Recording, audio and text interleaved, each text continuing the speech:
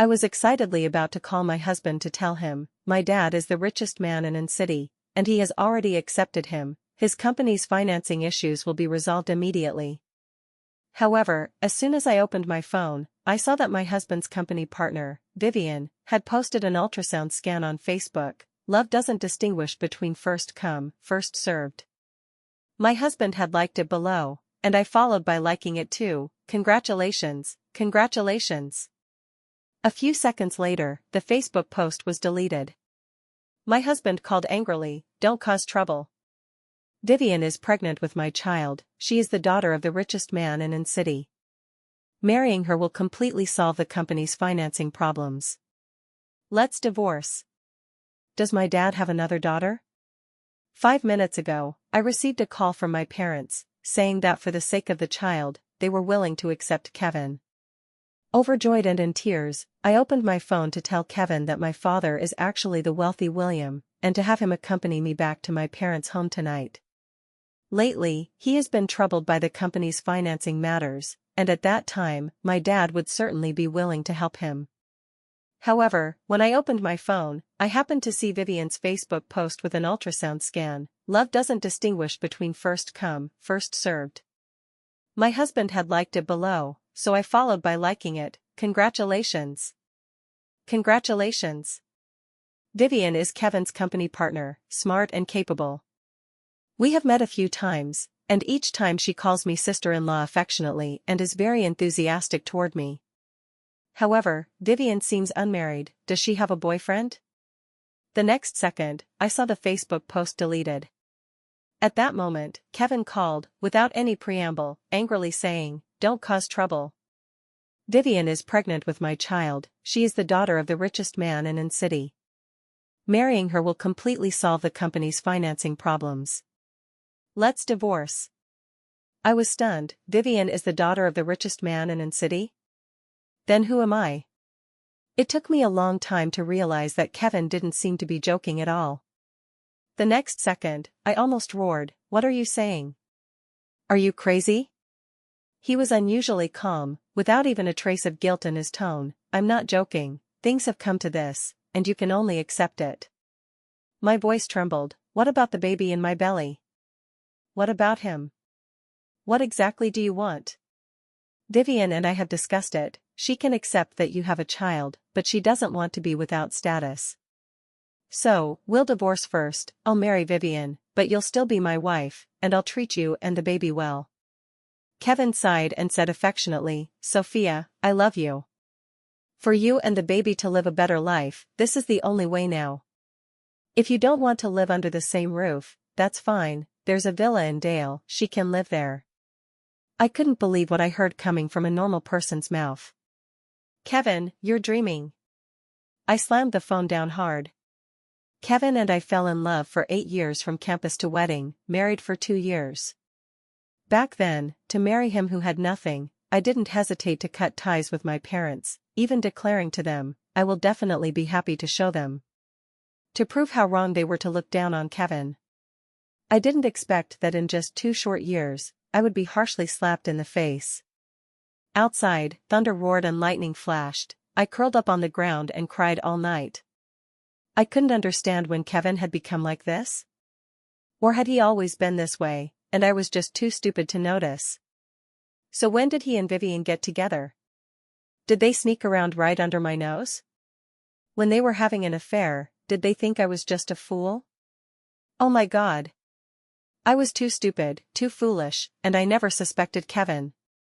I cried all night, and Kevin didn't come home all night. He must have gone to Vivian's. Are they celebrating in bed right now?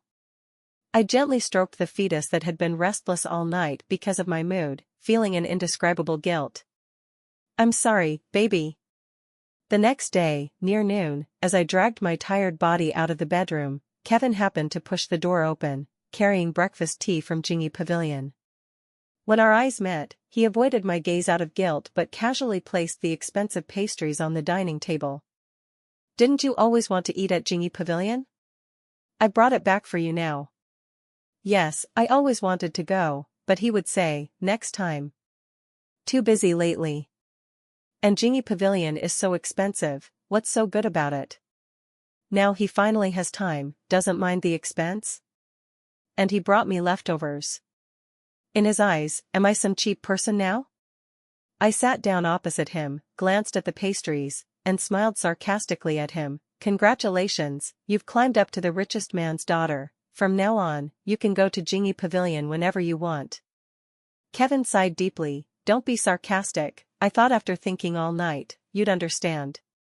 Sophia, I'm marrying Vivian entirely for the company, she can help my career. On the phone, I made it very clear, you are still the woman I love most, even without that marriage certificate, I will take responsibility for you and the baby to the end. As he spoke, he took out the divorce agreement, even preparing the ink pad and pen for me. Sign it, you have no other choice. I have no other choice? How do you know I don't? Kevin frowned. The child is already over 4 months, do you really want to abort him? Can you be that heartless? If you give birth, you've been out of work for over 2 years, it's not easy out there now, and you have no family to rely on, how can you raise the child alone? Sophia, don't be stubborn. I've already paved the way for you and the child's future, I absolutely won't mistreat you. His words pierced my heart like cold knives, one after another.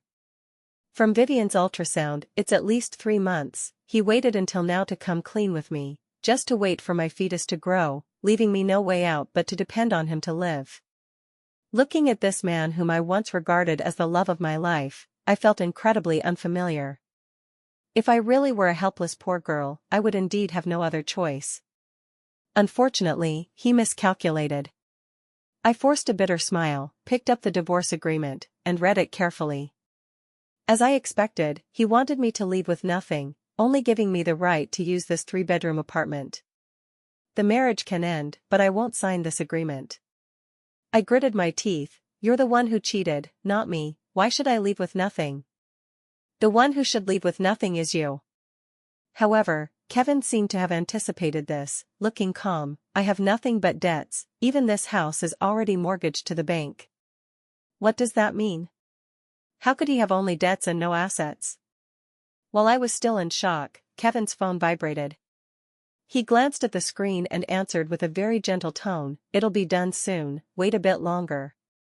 No doubt, it was Vivian urging him. Kevin hung up and looked at me impatiently, sign it quickly, don't waste time. I said angrily, did you transfer marital assets? He didn't answer, only saying, assets aren't important, in the future, I'll take full responsibility for you and the child's life. I bit my lip, the marriage will end, but I won't let go of you transferring marital assets. My family has plenty of money, but I can't swallow this insult. Why does he treat me like this? What do you want to do? Hire a lawyer to sue me? Kevin sneered, face reality, okay? Do you have money to hire a lawyer? Fighting me to the death, what good does it do you? What good does it do the child? We stalemated for a while longer, and his phone rang piercingly again. Kevin clenched his fist, Sophia, don't blame me. Then he stood up, forcefully grabbed me, and forced me to press my fingerprint on the divorce agreement. During the struggle, my protruding abdomen hit the table corner hard. Kevin still ignored it, stuffed the pen into my hand, gripped my wrist, disregarding my pain, and forced me to write my name. Once Kevin got the divorce agreement, he immediately answered Vivian's call while walking out. Kevin, you bastard. I hate you. At the entrance, he turned back to look at me, full of guilt and helplessness. Sophia, I didn't want it this way. You know how much I've sacrificed to climb up. The company's second round of financing is about to start. Without Vivian's help, all my efforts will be in vain. I love you, Sophia. Believe me, only this way can you, me, and the baby live a better life. After saying that, he heartlessly closed the door. My abdomen hurt terribly. Looking down, a streak of bright red flowed from the root of my thigh. Amid the anger, immense fear instantly enveloped me. The pain was so severe I couldn't stand at all, collapsing limply to the ground. With all my strength, I reached the phone on the coffee table to call an ambulance. An hour later, as I was urgently pushed into the operating room in the hospital corridor, someone suddenly called my name, Sophia? In a daze, I saw Vivian. Not far away, Kevin was walking toward her with various forms. Vivian immediately turned back and walked toward Kevin. "Honey, I suddenly feel very uncomfortable in my belly. Are you okay?" Kevin was extremely nervous, scooped her up without caring about others' gazes, and strode toward the emergency room. I despairingly watched the husband who once vowed to love me for a lifetime. Now he was holding the pregnant mistress, while I, covered in blood, was pushed alone into the cold operating room. The nurse anxiously asked me, "Have you contacted your family?" I didn't want to contact Kevin. I didn't want to see him. Finally, I gave my dad's number. After the anesthesia, I lost consciousness. When I woke up again, I had been transferred to a private hospital. By my side were my parents. "Sophia, you're awake." Mom's eyes were red, tears falling in big drops. Dad held my hand with a face full of worry. "How do you feel now? What exactly happened? Where is Kevin?" Ignoring their questions, I looked at my flat abdomen. "Where's the child?" "Mom and Dad, where's the child?" Dad choked. "The child didn't make it." In an instant, heart-wrenching pain spread through my body. Tears involuntarily slid down, soaking the pillow. "My child is dead, Kevin killed him." Mom and Dad tightly held my hands, consoling sadly. "You can have another child, surviving is already a great fortune." It turns out I had massive bleeding during surgery and slept on the hospital bed for 3 days and nights before waking up. After learning about my experience, my parents wanted to settle accounts with Kevin, but I stopped them. Because that would be too easy on him.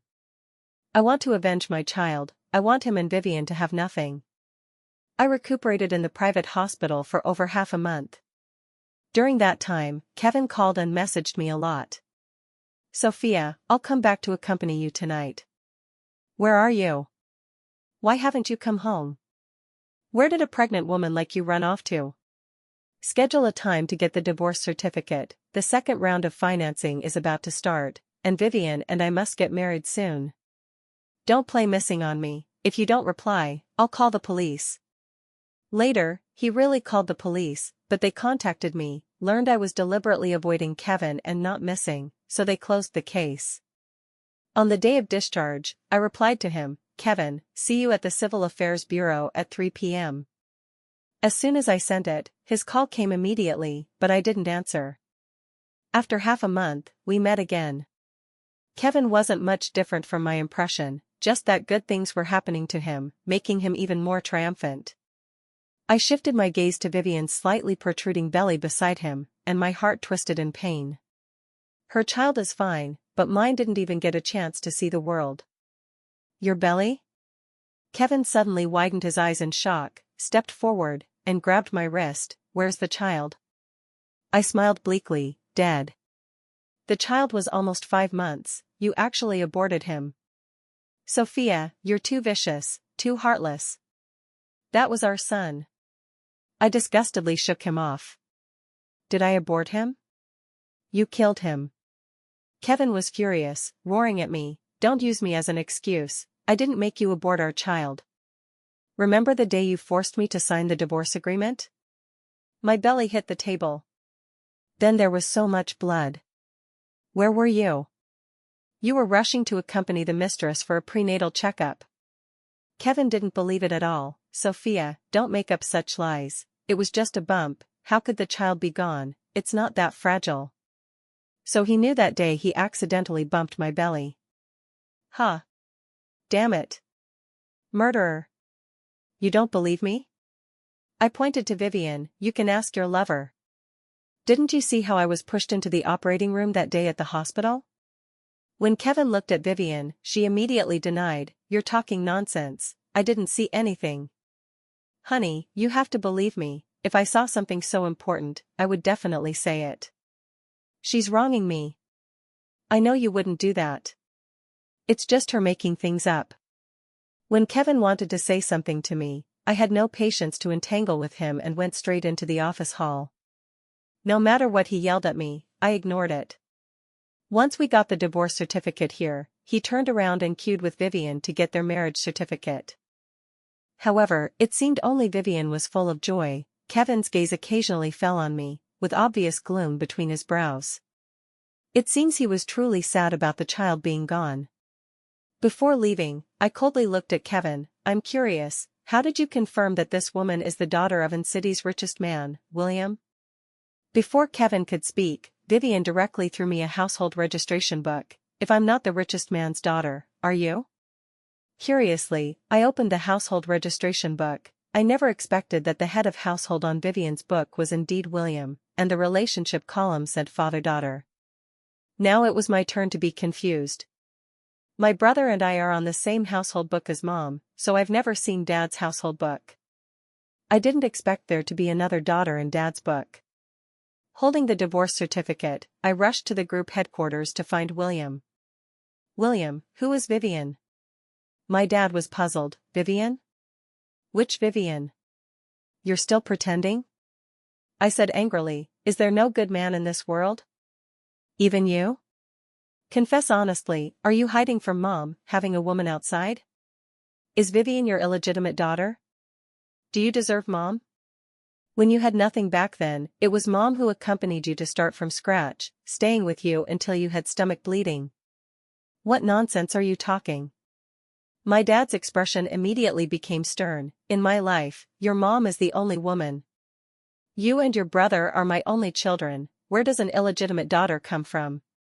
Kevin's mistress, she claims to be the daughter of the richest man William. Her household book has you as the head.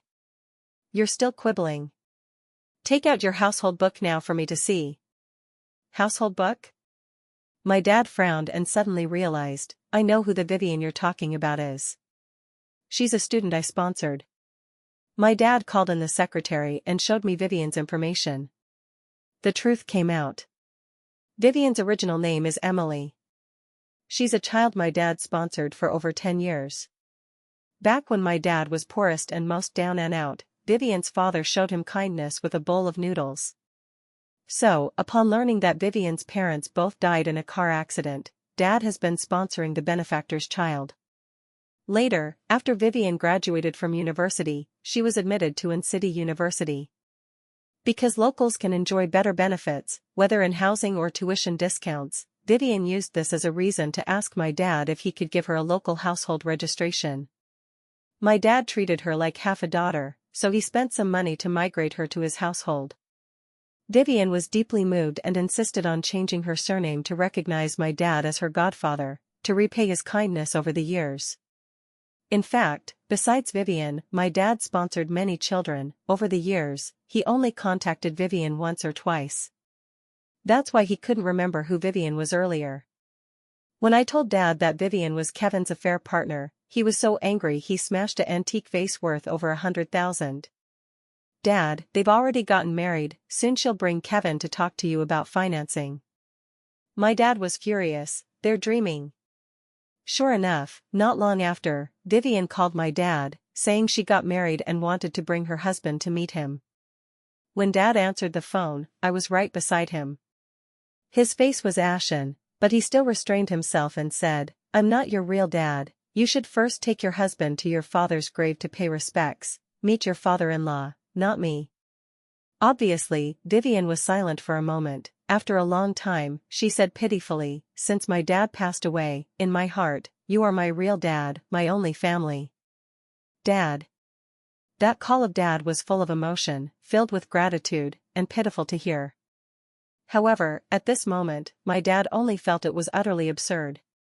Just as he was red-faced with anger and about to curse, I quickly grabbed the phone, muted it, and soothed him, Dad, calm down, don't forget our plan. My dad took a few deep breaths and calmed down a bit. Okay, I'll send you the address later, come with him then. Although I don't know how she made Kevin think she was coming to meet her in-laws, daring to make up such a lie, Vivian is really bold. 2 days later, it was actually my dad's birthday banquet. Besides many relatives and friends, my dad invited some well-connected business tycoons. At City's most upscale restaurant, Vivian confidently brought Kevin. When I arrived, Vivian introduced Kevin to my dad. Dad, this is my husband Kevin. Kevin presented the big gift he brought with both hands. Dad, wish you good health and longevity like the southern mountains. Kevin had actually contacted my dad long ago. Back then, I begged my dad to exceptionally collaborate on a project with Kevin's small company, but my dad ultimately refused. He felt Kevin's company lacked the ability to complete their project, and also told me that although Kevin is talented, he aims too high, loves shortcuts, and is not a good match. But at that time I was head over heels for Kevin and didn't listen to him. Hello. My dad didn't accept the gift, just coldly glanced at Kevin. I have guests to entertain, excuse me first. Kevin thought he was already the Song family's prized son-in-law, but he was treated so coldly. He anxiously looked at Vivian. What's going on? Your dad seems not to like me much? Didn't you say he really likes me as a son-in-law? He won't refuse the financing, right? Vivian quickly said, how could he? He's just busy today, no time to chat properly with you. Once he's done, he'll talk to you about financing. Kevin was half believing, but why didn't he even accept my gift? Of course, Vivian herself didn't expect my dad to act this way, so she quickly excused, family doesn't need to give gifts, dad must think you're spending too much. Pfft. I couldn't help laughing out loud. Does Kevin believe such words? It seems in front of Vivian, he has no IQ to speak of. My laughter immediately caught Kevin's attention. After spotting me, he walked over in surprise. Sophia, why are you here? Vivian followed from behind, also very surprised. I shook the red wine glass in my hand. Why can't I be here? Oh, I forgot to tell you, I'm actually very familiar with the family's richest man. Kevin didn't believe. How could you be very familiar with William? You've never mentioned it before. How did you sneak in? Vivian sneered. I advise you to leave quickly. My dad's birthday banquet isn't for someone of your status. I mocked. Your dad's birthday banquet? Who is your dad? The family's richest man, William? Otherwise? Vivian arrogantly glanced at me. Get out quickly, or I'll have someone throw you out. Kevin, afraid of causing a scene, quickly soothed Vivian. Forget it, baby, don't argue with her, it's bad if it affects the fetus. After saying that, he turned and grabbed my wrist, sternly warning, Sophia, stop making trouble, leave quickly, this isn't the place for your tantrums. If there's anything, we can sit down and talk after this ends, okay? I fiercely shook him off. Sophia. At that moment, my elegant and luxurious mom returned from the bathroom. She came over, protected me by her side, and knowingly asked, what happened? Who are these two? I said sarcastically, Mom, isn't this my cheating ex-husband, and the other is his pregnant mistress? Kevin and Vivian were stunned in place, especially Vivian. After seeing my mom clearly, her face gradually turned pale. Kevin looked at me incredulously. Aren't your family all farming in the countryside? How could this lady be your mom? I smiled. Why? Don't we look alike? Since childhood, people have said I look like my mom, almost like a copy. However, my mom's whole body exudes a noble lady's aura, completely unlike a rural farmwoman. While Kevin was still shockingly digesting this, the host asked the guests to be seated. The banquet officially began. I linked arms with Mom and walked to the main table. Behind, Kevin held Vivian's hand. Let's start the banquet first, get the financing settled. But Vivian stood rooted to the spot, unable to move. Honey, I suddenly feel a bit of pain in my belly, maybe we should go back first. Kevin frowned. You were fine, why sudden belly pain? Today father-in-law is happy, we need to seize the chance to mention financing to him. Vivian, but my belly really hurts, he's my dad, there will be plenty of opportunities later. Then wait, now that we're here, at least go notify father-in-law, especially since your belly is uncomfortable. Then Kevin directly left Vivian and jogged to my dad, anxiously saying, Dad, Vivian's belly is uncomfortable, she might need to go to the hospital. Hearing him call Dad, everyone's gazes fell on Kevin. My dad raised his voice disdainfully. Who is your dad? Don't call randomly, my eldest son is still abroad, and my daughter is single now. Kevin embarrassedly said, Dad, I'm your daughter Vivian's husband, we just got married not long ago, didn't we just meet earlier? Vivian? Who is Vivian? My dad looked at me, baby daughter, stand up and let everyone know you. Okay, Dad. I stood up. My dad then walked to my side. I have to say, girls change a lot when they grow up. Everyone might not recognize her. She is my William's only daughter, Sophia. Kevin froze entirely, staring at me dazedly. How is this possible? Why not? My mom also stood up. Sophia is our biological daughter, the Song family's only heiress. Kevin unwillingly pointed to Vivian not far away. Then who is she? Didn't Vivian just call you Dad, William? And you're on the same household book? Could Vivian be your illegitimate daughter? Pfft. What illegitimate daughter? My mom disdainfully said. Have her come explain herself what her identity is. Kevin's face turned red, roaring at Vivian, what's going on? Aren't you William's daughter?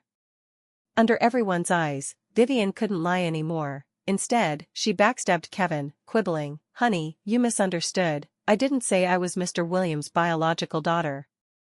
He is my godfather. Kevin was completely dumbfounded. Having endured all evening, my dad could no longer suppress his anger, accusing Vivian, goddaughter? You deserve it? Back then, because of your father's bowl of noodles, I sponsored you for over 10 years, thinking you were a child excellent inside and out, with virtue and achievements equally outstanding. You stole someone's husband, got pregnant out of wedlock, and killed my unborn grandchild. It's simply moral decay. Worse than pigs and dogs. From now on, don't dream of using my connections to gain any benefit from me. After saying that, my dad turned and slapped Kevin hard. And you? This ungrateful, shameless scum. Both of you get out now. Just like that, Kevin and Vivian were embarrassingly driven out. Kevin probably never imagined that his carefully planned dream of climbing to wealth would shatter like this. However, as the banquet ended and I was about to go back with my family, Kevin was still sitting at the hotel entrance. No doubt, he was waiting for me. My parents wanted to drive him away, but I stopped them. After all, we were husband and wife, it's time for closure. Sophia, we've been together for so many years, and you've been toying with me all along. Why didn't you tell me you're William's daughter? Is it fun to treat me like a monkey? I really couldn't understand how at this time he still had the face to bite back at me, blaming all the faults on me. Kevin, I hid it from you because when I married you, my parents strongly opposed it. And for you, I didn't hesitate to cut ties with them. But how did you slap me in the face? How did you make me regret? Remember the day you told me Vivian was pregnant with your child? Just a few minutes before your call, my mom called, saying she was willing to accept you and asked me to bring you home. I was thrilled and wanted to tell you the truth immediately, but what happened? Finally, I almost roared, you're the one who truly made me a joke. A fool. 10 years of youth. All wasted on a selfish, heartless, disloyal dog like you. Kevin looked at me with endless regret. I'm sorry. What's the point of saying sorry now? I threw a lawyer's letter at him. This is a lawsuit, your marital infidelity, malicious transfer of marital assets, forcing me to sign an unequal divorce agreement. One by one, I'll get them back. Kevin collapsed. Sophia. Now, Kevin not only failed to get financing but also offended the family's richest man. Anyone with even a bit of connection to my family won't associate with him. Moreover, the richest man in city's ex-son-in-law cheating with a fake, shooting himself in the foot, was big news. In just one night, the internet was buzzing with it, and someone posted the video of my dad berating Kevin and Vivian online. In the following days, more people dug up various details of Kevin and Vivian's affair, and photos of me with a big pregnant belly still living frugally. Kevin and Vivian completely became rats that everyone shouts to beat.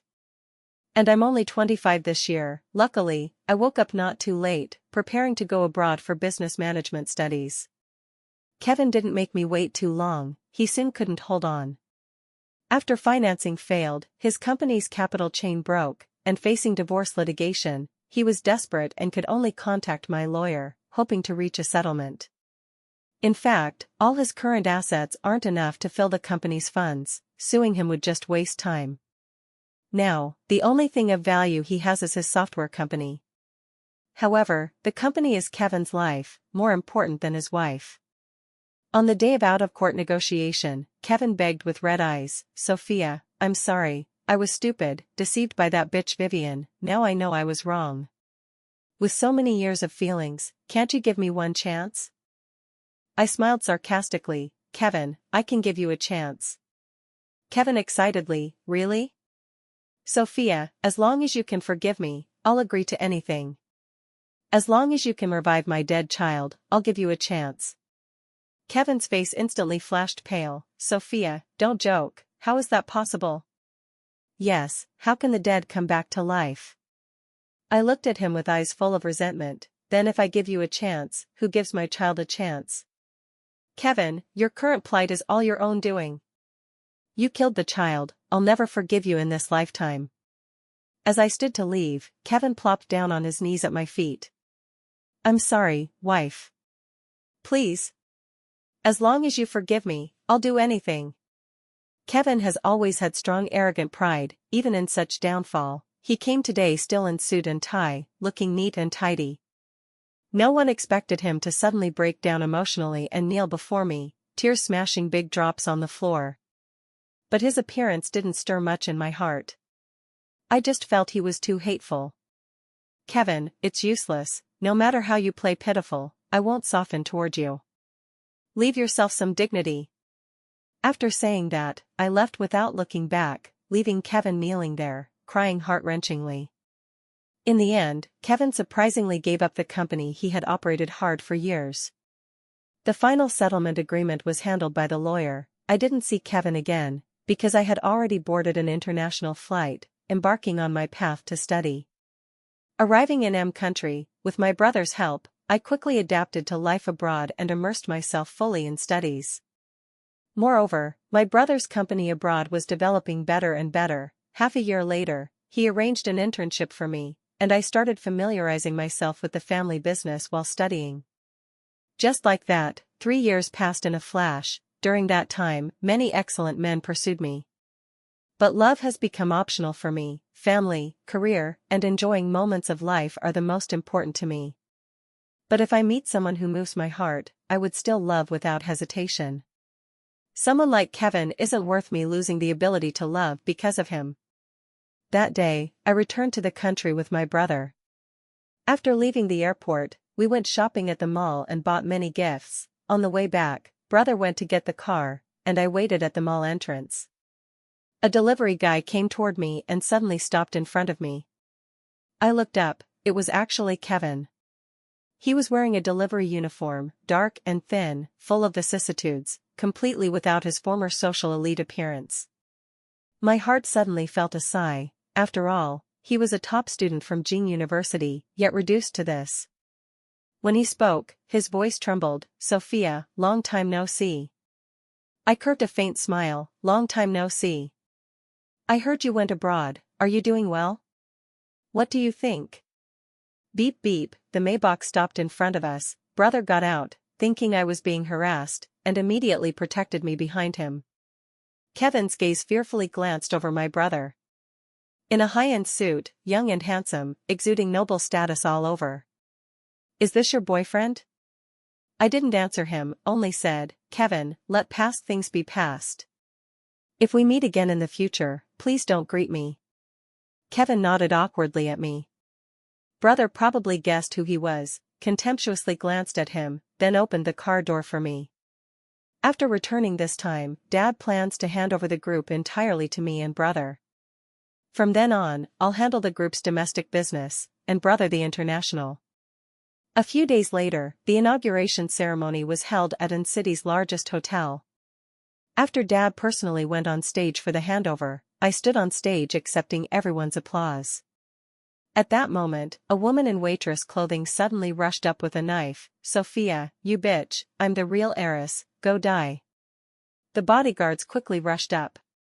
However, just before the knife stabbed toward my heart, Kevin in security uniform rushed out and blocked in front of me. Blood spurted out immediately. "Honey." Vivian instantly let go and was controlled by the bodyguards. "Are you crazy?" Did you forget how this bitch treated us? Why save her? I'm your wife. Then Vivian laughed maniacally. I knew it, after so many years, you still miss this bitch. Sophia, you shameless mistress, you stole my husband. Shameless. Kevin tightly held my hand. I'm sorry, Sophia, I owe your son's life, now I'm giving it back. This fool, I actually for pursuing fame and fortune, greedily, lost you.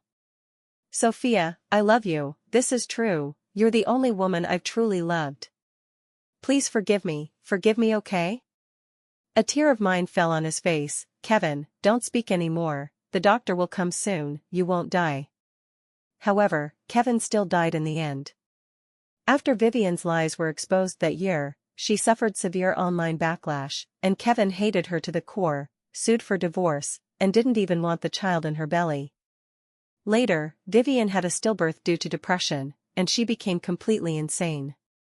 Karma cycles. Vivian committed suicide not long after entering prison. But their matters didn't affect me much. I stand on an city's tallest skyscraper, overlooking the entire city, enjoying my own brilliant future.